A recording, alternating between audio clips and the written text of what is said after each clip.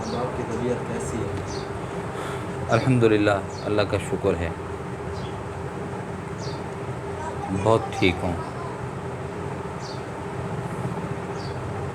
حضرت مولانا محمد شفیع صاحب رحمہ اللہ کا کوئی واقعہ میں پڑھ رہا تھا،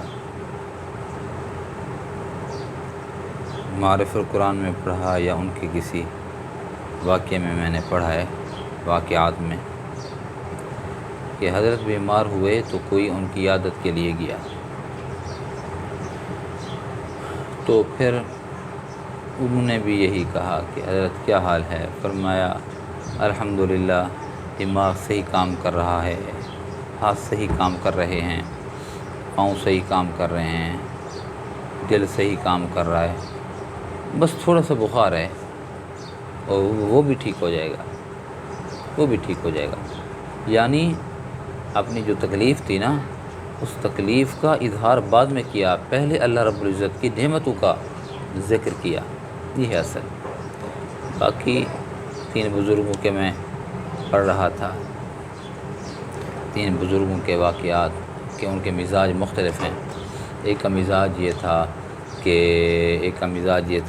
کہ جب تکلیف ہوتی تھی، حضرت مولانا رشید احمد صاحب، حضرت مولانا گنگوہی، حضرت مولانا رشید احمد صاحب گنگوہی، حضرت مولانا محمد قاسم نانوتوی صاحب، حضرت حاجی امداد اللہ مہاجر مکی صاحب، مختلف مزاج کے لوگ تھے۔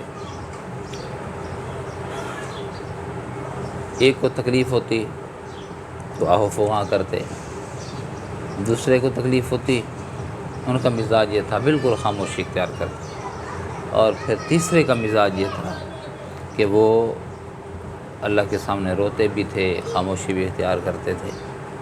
تو یہ مختلف مزاج تھے۔ کہا حضرت روتے کیوں ہو؟ فرمایا میں اللہ کے سامنے آہو فغاں کرتا ہوں، اللہ میں کمزور ہوں، میری کمزوری آپ کے امتحان کا تحمل نہیں رکھ سکتی، اس لیے روتا ہوں، عاجزی کرتا ہوں، روتا ہوں۔ اور دوسرے حضرت آپ خاموش، فرمایا اللہ نے تکلیف دی ہے، اللہ نے تکلیف دی ہے تو وہی ٹالے گا، اس کی رضا میں میں راضی۔ حضرت آپ آہو زاری بھی کرتے ہیں، الہ زاری بھی کرتے ہیں، آپ روتے بھی ہیں۔